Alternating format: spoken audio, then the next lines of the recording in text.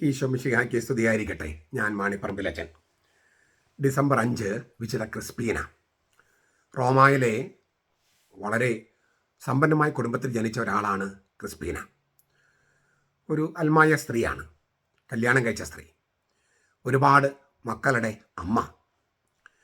അതേസമയം ഡയക്ലഷ്യൻ ചക്രവർത്തിയുടെ കാലത്ത് ഈ ക്രിസ്ത്യാനിയാണ് എന്ന ഒറ്റ കാരണം കൊണ്ട് അറസ്റ്റ് ചെയ്യപ്പെട്ടു, വിചാരണ ചെയ്യപ്പെട്ടു. പക്ഷെ വിചാരണയൊക്കെ ഒരു താരം തോന്നിയാസായിരുന്നു.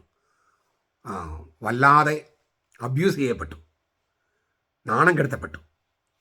പിന്നെ തെബസ്തെ എന്ന സ്ഥലത്ത് വെച്ചിട്ട് റോമൻ പ്രോകോൺസുല് അനൂലീനൂസ് എന്ന് പറഞ്ഞ ആൾ അവളെ ഭീഷണിപ്പെടുത്തി.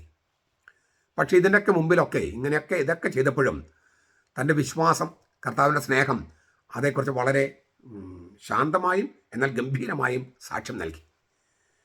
ഇതെല്ലാം ഇങ്ങനെയൊക്കെ പറഞ്ഞു കഴിഞ്ഞപ്പോൾ അവളെ കൊല്ലാനായിട്ട് കൽപ്പനയുണ്ടായി.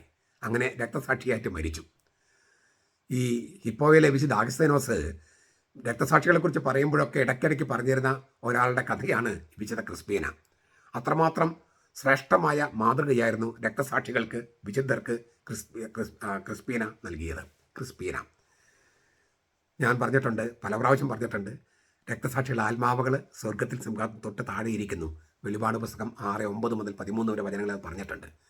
വിശുദ്ധരുടെ ആത്മാക്കളും അവരുടെ ഈ സ്വർഗത്തിൽ സിംഹാസനം തൊട്ട് താഴെയിരുന്ന് അവരുടെ പ്രാർത്ഥനകൾ മാലാഖയുടെ കലിക്കുന്ന ധൂപക്കുറ്റിയിലിടുന്നു. ഈ ധൂപക്കുറ്റിയിൽ നിന്ന് പുക സ്വർഗത്തിലേക്ക് ഉയരുമ്പോൾ അതോടൊപ്പം വിശുദ്ധരുടെ പ്രാർത്ഥനകളും ഉയരുന്നു. ഈ ക്രിസ്പീന സ്വർഗത്തിൽ സിംഹാസനം തൊട്ട് താഴെയിരിക്കുകയാണ്. ദൈവത്തോടെ പിതാവദൈവത്തിൽ സംസാരിക്കുന്നു, പിതാവദൈവം അവരോട് സംസാരിക്കുന്നു, വിശുദ്ധരുടെ പ്രാർത്ഥനകൾ സമർപ്പിക്കുന്നു. നമുക്ക് ഇതുപോലെ കർത്താവിന് വേണ്ടി രക്തസാക്ഷിയായിട്ട് മരിക്കാനും ക്രിസ്ത്യാനിയാണ് എന്ന കാര്യം ഉറക്കെ പറയാനും മറ്റുള്ളവരുടെ ക്രിസ്തുവിനെക്കുറിച്ച് പറയാനും അവർക്ക് താല്പര്യമുണ്ടെങ്കിൽ ക്രിസ്തുവിനെ സ്വീകരിക്കാനായിട്ട് അവർ ആവശ്യപ്പെടാനും അതൊക്കെ നമുക്ക് ജോലി സ്ഥലത്തോ സാധിക്കാവുന്ന തരത്തിലൊക്കെ നമ്മൾ ചെയ്യണം. ജോലി സ്ഥലത്തോ തെരുവിലോ എവിടെയാണെങ്കിലും അങ്ങനെ അതാണ് ക്രിസ്ത്യാനികൾക്ക് ചേർന്ന ജീവിതം.